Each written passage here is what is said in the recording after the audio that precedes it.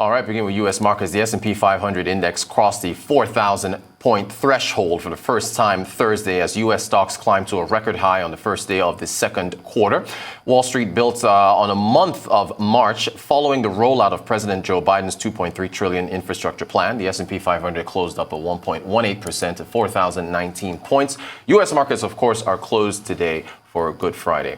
For more on these headlines, cross over to London, where we're joined by David Belle, founder of Macrodesiac and Growth Director at TradingView UK. David, good morning to you. Thank you so much for joining us.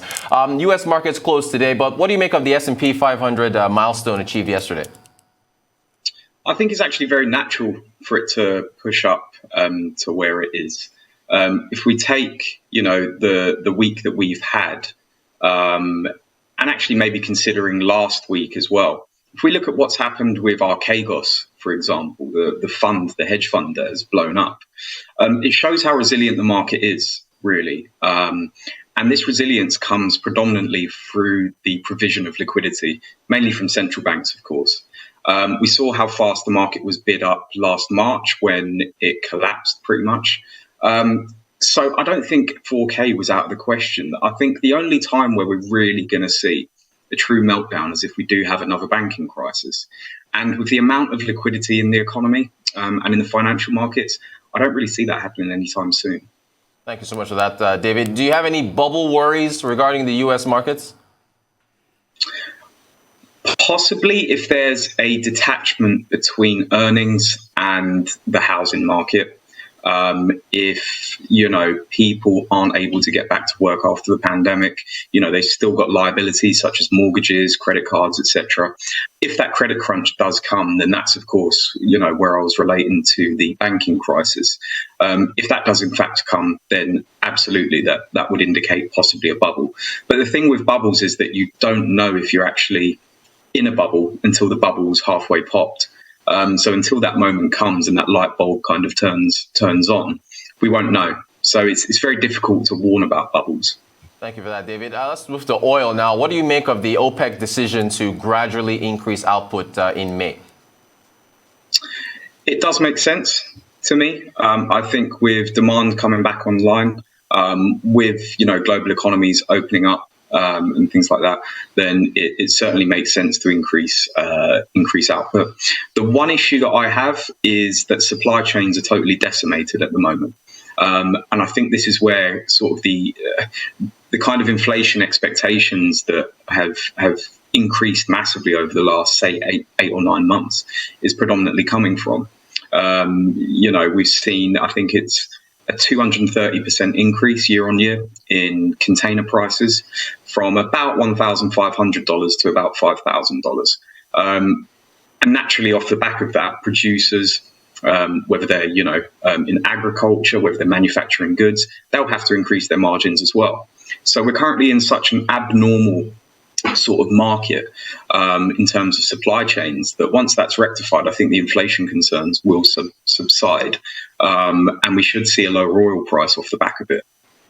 Oil prices, climbed on the news. Some thought that was interesting, considering that a decision to increase output adds more supply to the market, which would put pressure on prices. Well, what do you make of the movement in oil prices? Well, I think, markets, they work based on confirmations of certainty. And obviously periods of uncertainty. Last month, there was sort of murmurs of this happening anyway. So I think it was largely just the pricing in and a confirmation of OPEC, committing to their word. Thank you for that, David. We have a quote here from the Saudi Arabia energy minister. Let's put that up, where he says, until the evidence of the recovery is undeniable, we should maintain this cautious stance. What do you make of Saudi Arabia's cautious stance? Yeah, I mean, I agree. Naturally, it's their main revenue source, and so they're going to want to protect the price of oil as much as possible. We've been in the most uncertain period, I think, of my relatively short lifetime. I think it's been more uncertain than even 2008, 2009.